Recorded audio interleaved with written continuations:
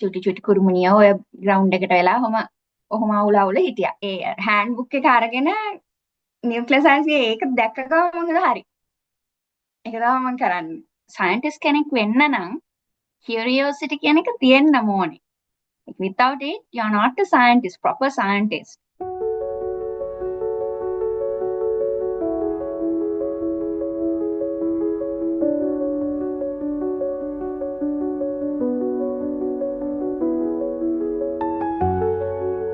Welcome back to another episode of Unveiled Horizons. ඉතින් අද episode එක චුට්ටක් ස්පෙෂල්. හේතුව එකක් රේඩියෝ බයොලොජි කියන්නේ ලංකාවේ ගොඩක් ෆේමස් සබ්ජෙක්ට් එකක් නෙමෙයි. අනිත් කාරණය තමයි ඒ සබ්ජෙක්ට් එක මටත් උගන්වපු මගේ ගුරුවරයෙක් තමයි අද ඇවිල්ලා ඉන්නේ. Thank you so much madam මගේ ඉන්විටේෂන් එක පිළි අරගෙන ආවට. ඉතින් madam ගැන චුට්ටක් මම madam කියන්න කලින් කියන්නම්.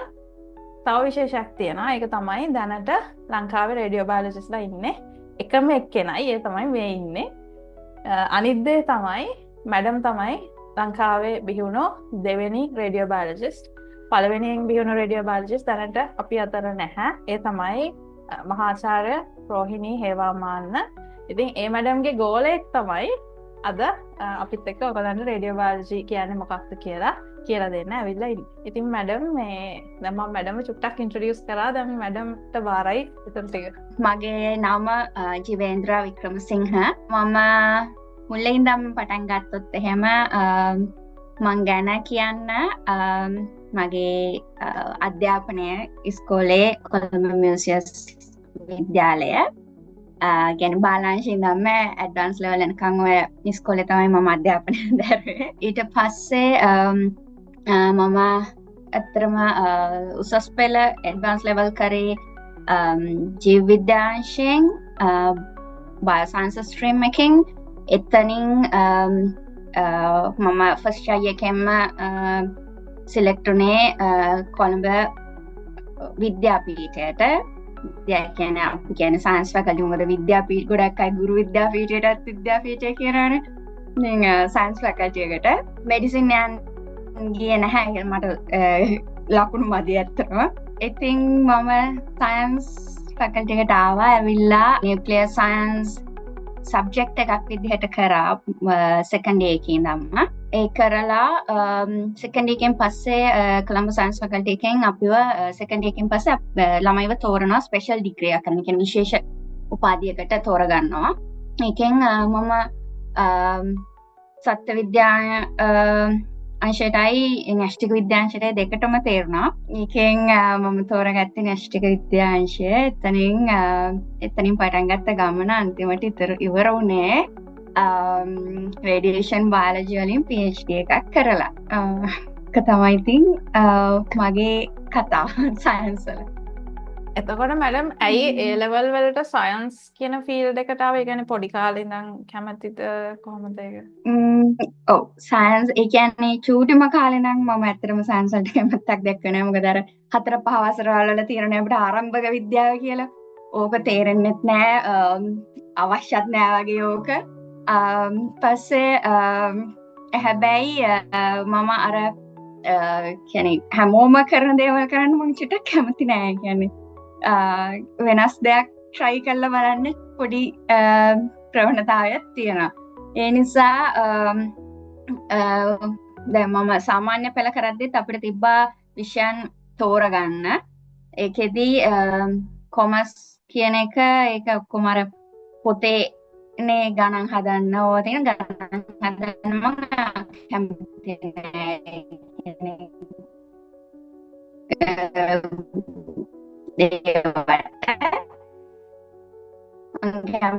පරිසරයේ ඇත්තටම මේ ටීචර්ස් ලෙම කිව්වා මගේ එක කකුලේ ක්ලාස් රූම් එකේ තියෙන්නේ කියලා. ඉතින් අර ඉඳගෙන ගණන් හදන ඒවාට මම කැමති නෑ. ඒ නිසා මම කරේ අතරම කෘෂි කර්මය. එතකොට අර ගස් එක්ක ඉඳලා ඔය චුටි කුරුමුණිය ඔය ග්‍රවුන්ඩ් එකට වෙලා ඔහොම අවුල හිටියා. ඊට පස්සේ එතනින් උසස් පෙළට පාස් වුණාම උසස් පෙළට අපිට තෝරගන්න තිබ්බ විෂයන් දැන් සයන්ස්ද කොමර්ස්ද ආර්ට්ස්ද කියන එක. ආර්ට්ස් වලින් මම ආසුණා හිස්ටරි ඔය සිංහල ලිටරේචර් කියන ඒ සබ්ජෙක්ට්ස් වලට. සයන්ස් වලට මම ආස වුණා. මොකද මගේ O level ටීචර් ගොඩක් ලස්සනට එක්ස්පෙරිමන්ට්ස් එහෙම විස්තර කරා. ඒකෙන් මම O level වලින් තමයි අතටම සයන්ස් වලට චුට්ටක් ආස වුනේ. ඒකෙනොත් ජීව විද්‍යාව අපිට චුට්ටක් දැනගන්න ලැබුණා. මොකද මගේ අක්කා මට වඩා ගොඩක් වැඩිමල්. එයා උසස් වලට සයන්ස් කරේ. සයන්ස් කරනකොට ඔය එයා මට කියලා දීලා තමයි පාඩම් කරේ. එතකොට මම සාමාන්‍ය පෙළට එනකොට උසස් පෙළ ජීව විද්‍යාව ගොඩක් දේවල් මම දන්නවා. අර කුරුමිනියා මොකද කරන්නේ, මේ සතා මොකද කරන්නේ, මේ මයික්‍රෝබ්ස්ලා මොනවද කරන්නේ ඔහොම කියලා. ඒ ආසාවට තමයි මම සයන්ස් කරේ. ඇත්තට මට අමතකුණා එතන තව රසායන විද්‍යාව කියලා දෙයක්ත් තියෙනවා කියලා. මොකද ඒකට මම මෙච්චර වැඩිපුර කැමති වුණේ නැහැ. මොකද ඇටම්ස් එක්ක මම මෙච්චර කැමැත්තක් තිබුණේ නැහැ. but භෞතික විද්‍යාව එහෙමනම් මම ඒකේ ලොජික් එකක් තියෙනවා. මට ඒක තේරුම් ගන්න පුළුවන්. ඒ භෞතික විද්‍යා න්‍යායන් තියරිස් ඒ ටික මට තේරුම් ගන්න පුළුවන්. කෙමිස්ට්‍රි වල ඉතින් ඒක මේ ඇටම්ස් කොහොමද වෙන්නේ ඕවා මට තේරෙන්නේ නැහැ. කොහොම හරි මම ආසාවෙන් තමයි බයෝ වලට අර සත්තු ගැන ඉගෙන ගන්න, ගස් ගැන ඉගෙන ගන්න ඔය ආසාවට තමයි සයන්ස් පටන් ගත්තේ. සාමාන්‍ය වලින් පටන් ගත්ත ආසාව. එතකොට මඩම් දැන් ඒක කොහොමද නියුක්ලියර් සයන්ස් වලට හැරුණේ සහ දැන් නියුක්ලියර් සයන්ස් වල අර නියුක්ලියර් සයන්ස් for everyone බලපු කට්ටිය දන්නවා නියුක්ලියර් සයන්ස් වල තව ඒකේ යටතේ එන තව ෆීල්ඩ්ස් ගොඩක් තියෙනවා කියලා. එතනින් රේඩියේෂන් බයොලොජි වලට හැරෙන්නේ කොහොමද?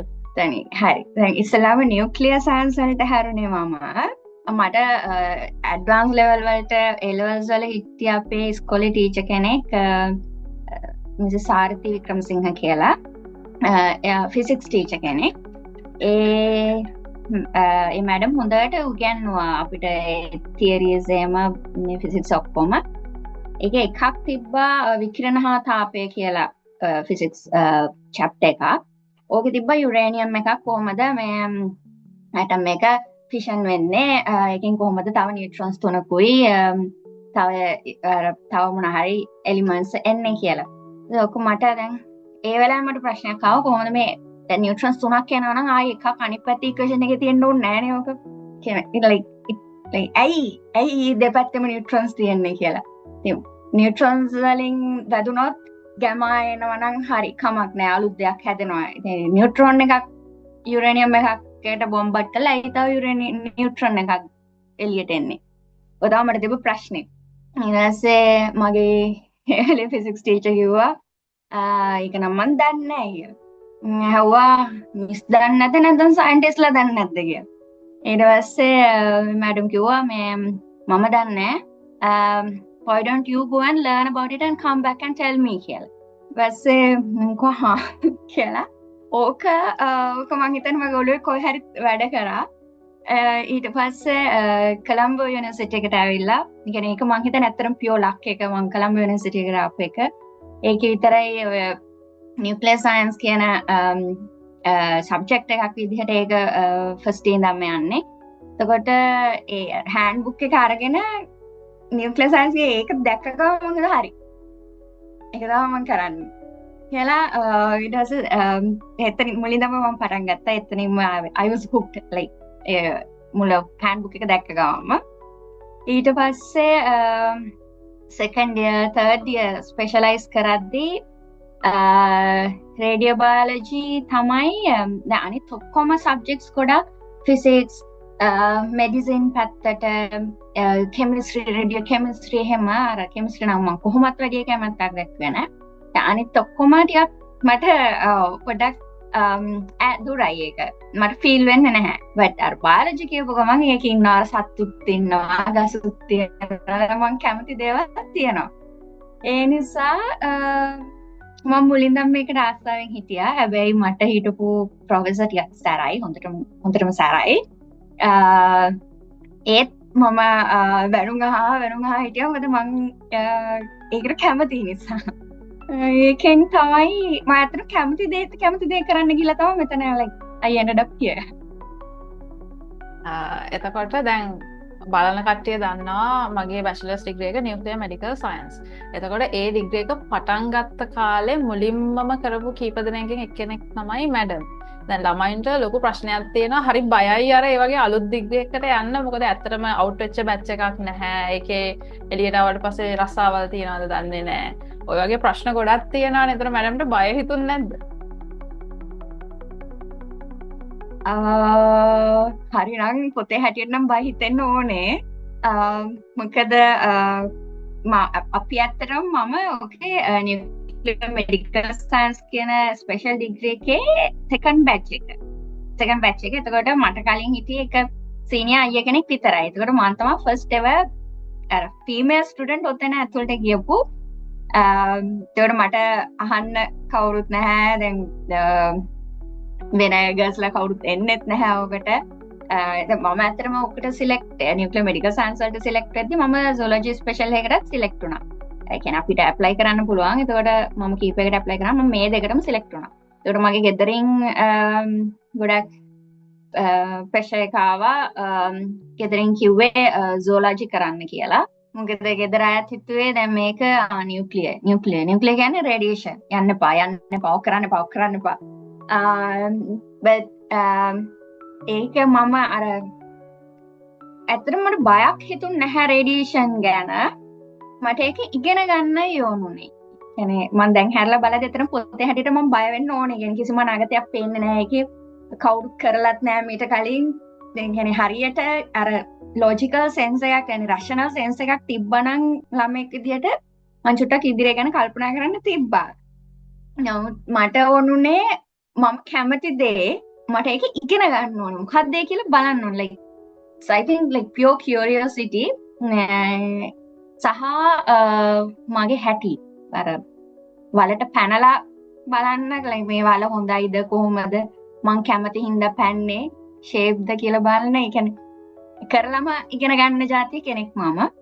මේ කවදාවත් වැරදිලා නෑ මේ වෙනකන්. ඒ නිසා බයක් නම් අදටත් මම ඇත්තටම රේඩියේෂන් කිව්වම බය නෑ because like දැන් අපි දන්නවා කොහොමද මොනවද අපි ගන්න precautions අපි කොහොමද ඒක handle කරන්නේ එහෙම කියලා. ඒ නිසා දැන් නම් කොහොමදත් බයක්.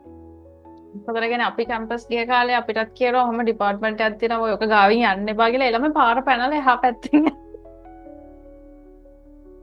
මම ඒක ඇත්තටම මගේ ස්ටුඩන්ට්ස්ලාටත් මම කියලා දීලා තියෙන්නේ දැන් අපි මම ඇත්තටම පොඩි කාලේ මේ කරුවලට බයයි. කියන්නේ අපි 7න් පස්සේ ගෙදරින් එළියට බහින්න දොරෙන් එළියට බහින්නේ නැහැ කොහොම හරි. මොකද කරුවල නිසා.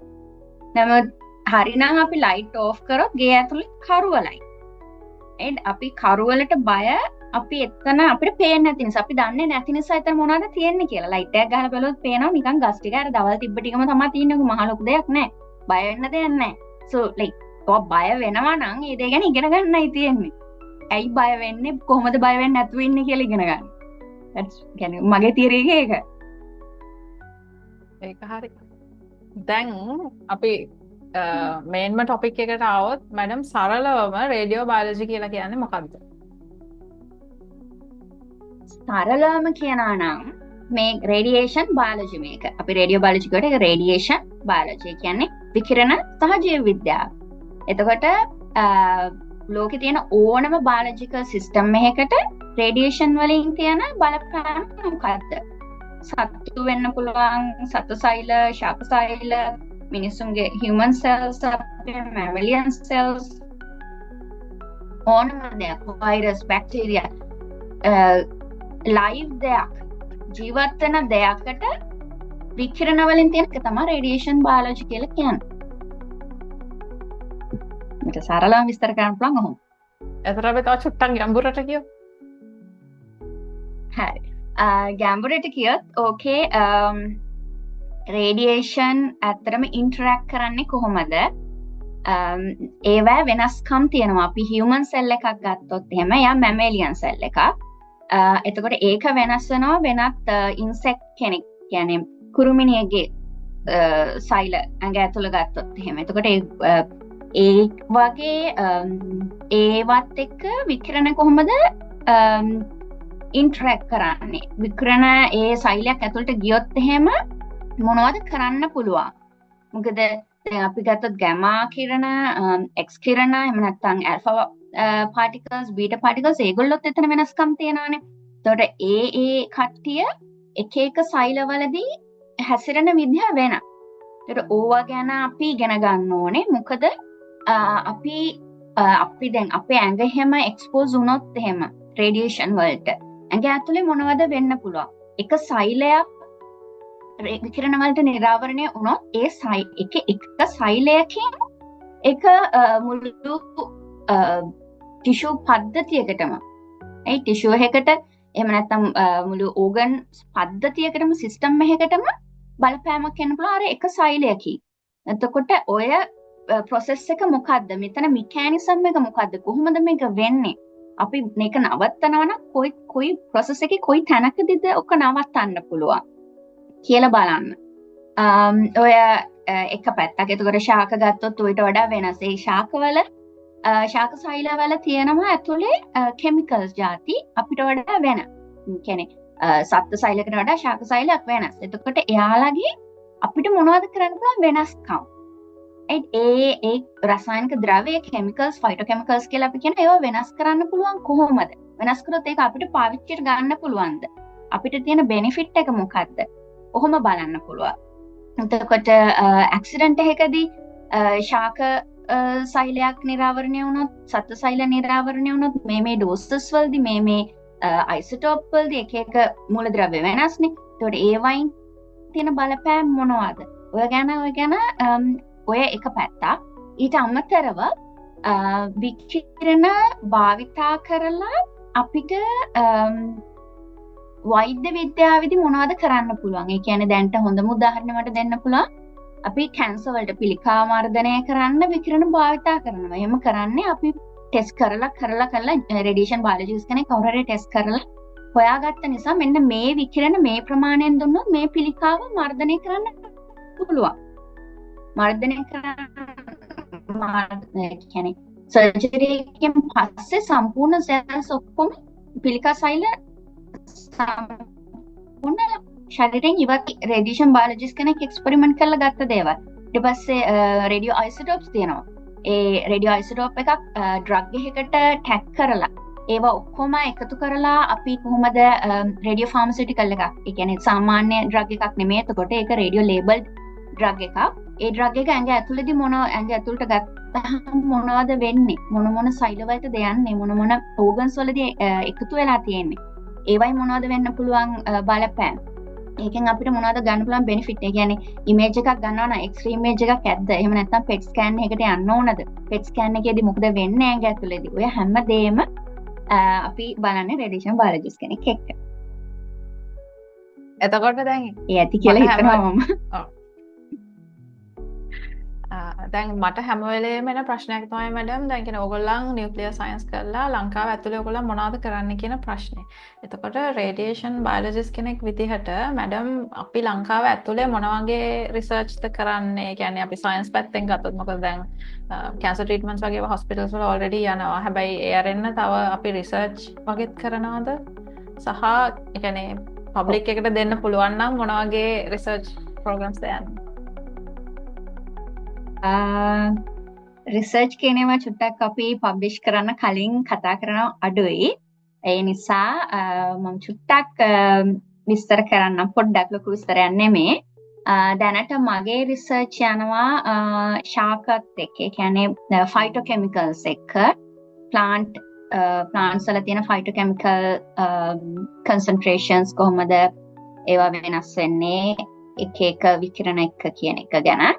ඊට අමතරව අපි environmental radiation ඒ කියන්නේ පරිසරයේ තියෙන රේඩියේෂන් නිසා නිකන් සාමාන්‍යයෙන් පරිසරයේ පවතින විකිරණ නිසා ඒ පළාත්වල ජීවත් වෙන මිනිස්සුන්ට මොනවද තියෙන බලපෑම් මොන හරි බලපෑම් තියෙනවද කියලා බලන්න.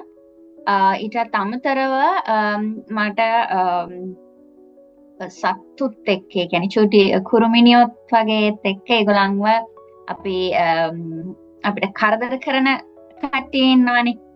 එයාලව මොනා හරි මර්ධනය කියන්නේ පාලනය කරන්න පුළුවන්ද කියන එක බලන්න. ඔය වගේ පැති කීපයකින් අපි රිසර්ච් කරගෙන යනවා. ඊට අමතරව අපි කැන්සර් ඒ වගේ ඩිසීසස් කීපයකට රිසර්ච් කරගෙන යනවා.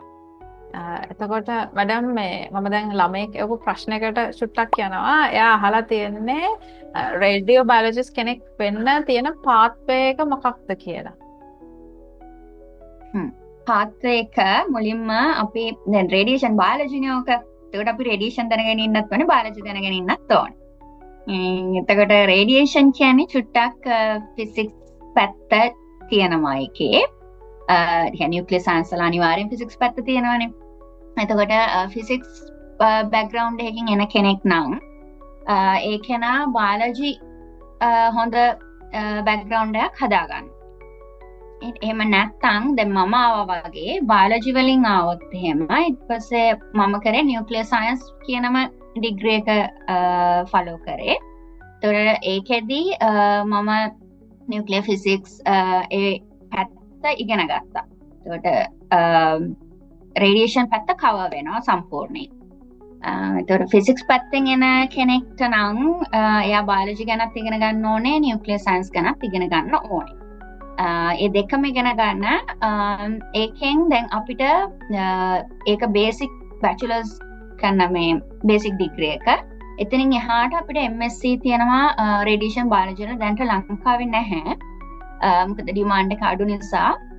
නමුත් අපේ ස්ටුඩන්ට්ස්ලා ගිහින් ඉන්නවා මේ කලීග් ඉන්නවනේ පවිත්‍ර රේඩියේෂන් බයොලොජි MSc එකට ගිහිලා තියෙන්නේ ජර්මනි වල. ඒ වගේ යුරෝප් කන්ට්‍රීස් වල ගොඩක් රේඩියේෂන් බයොලොජි ගොඩක් ප්‍රසිද්ධ මාතෘකාවක්. එහෙ MSCs තියෙනවා. ඒ MSCs වලින් පස්සේ PhD කරන්න පුළුවන් රේඩියේෂන් බයොලොජි වලින්. ඔය පාත් එක දිගටම හැමෝම යන්න පුළුවන්. හැබැයි දැන් මේකෙන් පස්සේ ලංකාවේ ඩිමාන්ඩ් එකක් එයිද දන්නේ නැහැ. ඩිමාන්ඩ් එකක් ආවොත් ලොකු දෙයක් ඇත්තටම මමත් සතුටු වෙනවා. ඩිමාන්ඩ් එකක් තියෙනවා. මොකද අපි මේ ගැන දැනගෙන ඉන්න ඕනේ.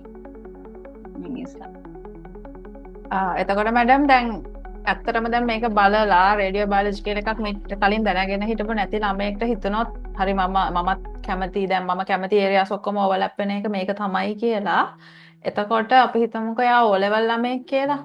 එතකොට එයා දැන් ඉඳන් මොනවද කරන්න ඕනේ ඉස්සරහට මේක කැරියර් එකක් විදිහට එයා කරන්න බලාපොරොත්තු වෙනවා නම්? දැන් ඉඳන්ම බයොලොජි පැත්ත චුට්ටක් ස්ට්‍රෙන්ග්න් කරගන්න ඕනේ. ඒක කියන්නේ සාමාන්‍ය පෙළ නම් බයොලොජි පැත්ත දැන් ඒ කාලේ ඉඳන්ම ස්ට්‍රෙන්ග්න් කරගන්න එක ලේසි.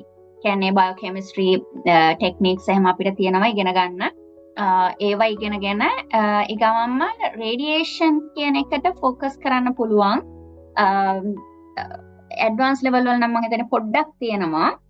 නමුත් කොළඹ යුනිවර්සිටි එකේ අපේ ඩිපාර්ට්මන්ට් නියුක්ලියර් සයන්ස් ඩිපාර්ට්මන්ට් එකෙන් ඔය පොඩි සර්ටිෆිකේට් කෝසස් වගේ අපි කාලෙන් කාලට ඉදිරිපත් කරනවා.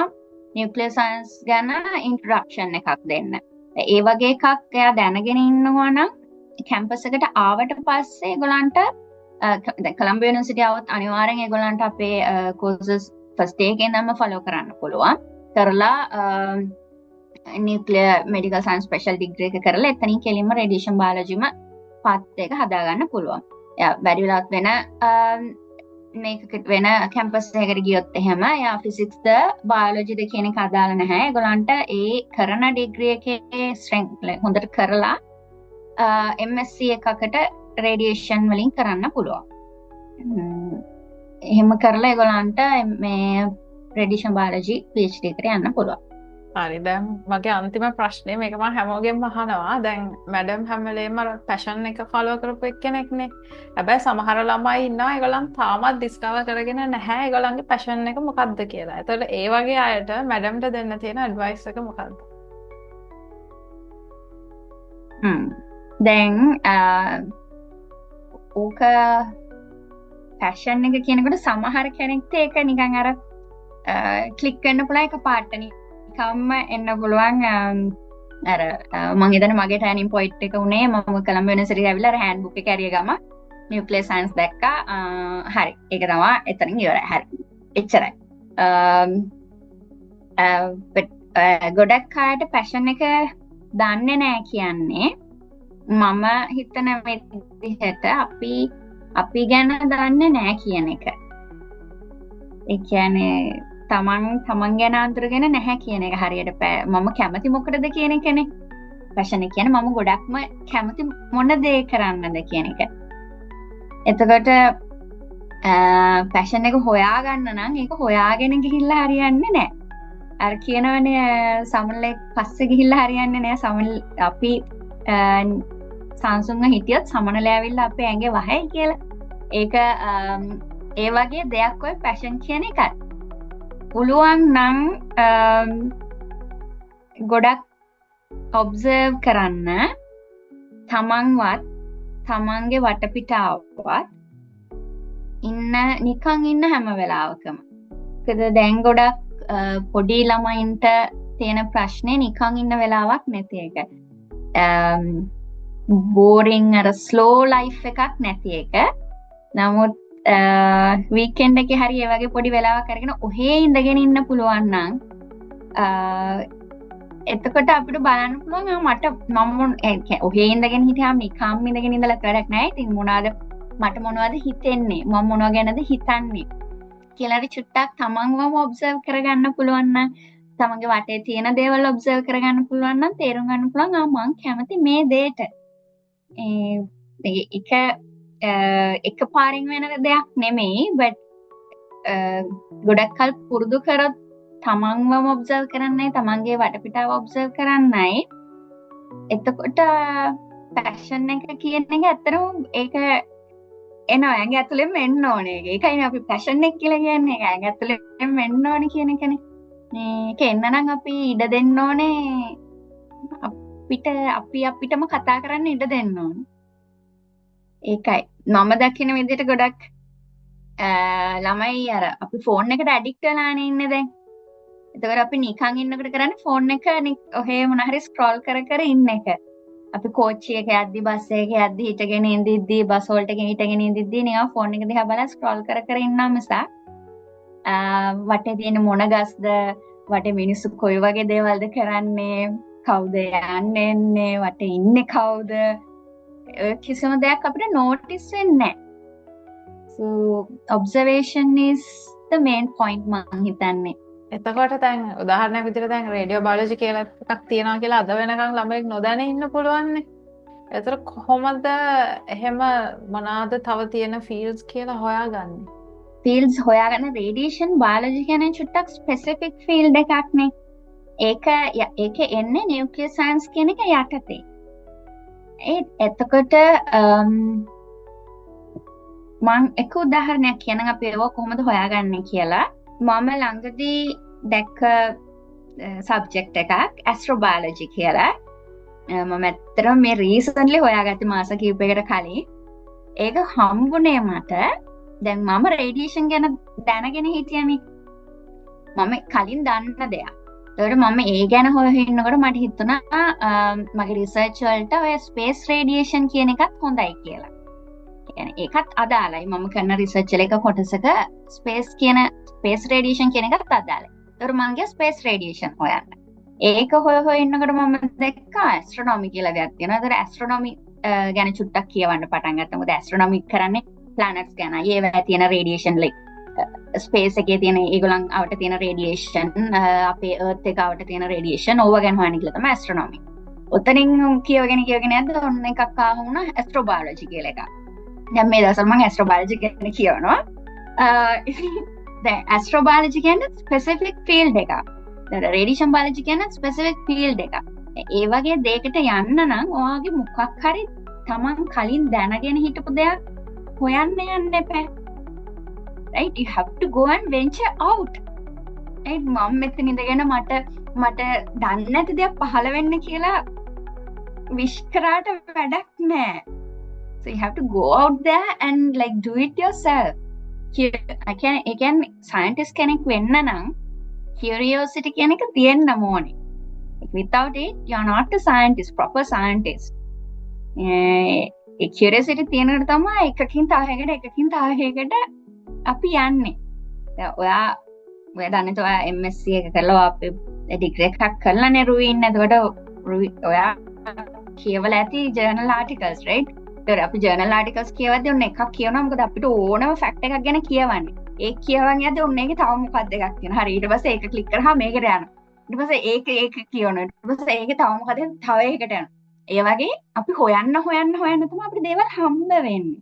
right? නිකන් හිටියා කියලා හම්බෙන්නේ නැහැ. එතකොට තමන් කැමති චූටි දේ වුණත් කැමති දේ කරන්න කැමති දේ හොයන්න. එතකොට හරි. රේඩියේෂන් බයොලොජි හම්බෙන්නේ. මම හිතන්නේ අද තමයි මේ ওই ප්‍රශ්නෙට අර හරියටම 100% ගැලපෙන උත්තරයක් හම්බුනේ මැඩම්. So well done. මට හරිම සතුටුයි උත්තරයක් හම්බුණානේ. Thank you. නෑ මේක ගොඩාක් කාලෙකට ඉස්සර අපි සයන්ස් ගැන කතා කරපු වීඩියෝ එකක ළමයෙක් කියලා තිබ්බ හරියක්කේ මේ දැන් ඕගොල්ලන් මෙහෙම පොඩි කාලේ ඉඳන් මේකට තමයි කැමති කියලා ආපු කට්ටිය හැබැයි මට එහෙම එකක් නෑනේ මේ මම දැන් කොහොමද ඒක හොයාගන්නේ කියලා. ඊට පස්සේ අපිත් කල්පනා කරා ඇත්ත තමයි මේ කතාව මේ එහෙම ළමෙක් කොහොමද හොයන්නේ කියලා. ඊට පස්සේ අර අඩු ගානේ රැන්ඩම්ලි වීඩියෝ එකකින් හරි මිනිස්සෙක් දැකලා මෙහෙම සබ්ජෙක්ට් එකකුත් තියෙනවා කියලා එහෙමවත් දැනගනී කියලා හිතලා තමයි මේ සීරීස් එක පටන් ගත්තේ. දැන් ඒක සෑහෙන දුර ඇවිල්ලා තියෙනවා. ඉතින් thank you so much madam invitation එක පිළි අරගෙන ආවට. ඉතින් මේ වගේ එපිසෝඩ් එකකින් ආපහු තව සතියකට. Thank you so much. Thank you මට invite කරාට. ඒ වගේම ඇත්තටම මේක හරිම අර මම කියන්නේ හරිම නිහතමානී ආඩම්බරයක් තියෙනවා මේ මගේ ස්ටුඩන්ට් කෙනෙක්ගේ වැඩසටහනකට මට ආරාධනා කළා මට ඒකට සහභාගී වෙන්න ලැබීම ගැන. මට හරිම සතුටුයි සහ මට හරිම ආඩම්බරයි මගේ ස්ටුඩන්ට්ස්ලා ගැන. Thank you madam. Thank you රවි මාව invite කරාට. You're most welcome.